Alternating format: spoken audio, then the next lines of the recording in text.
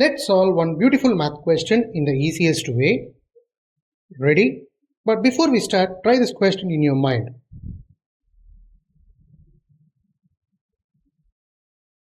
You got it? Now watch the easiest method to solve it so that you will never lose here again. We have given 48 divided by 6 into 2 minus 8. Here we are going to use BODMAS rule, that is brackets, operation, division, multiplication, addition and subtraction to solve this. So first we are going to divide. 48 divided by 6 becomes 8. So 8 into 2 minus 8. Then we are going to multiply. 8 into 2 becomes 16. 16 minus 8 is nothing but 8. So the answer of 48 divided by 6 into 2 minus 8 is 8. If you found this video helpful, hit a like and share it to your friends, and don't forget to subscribe my channel.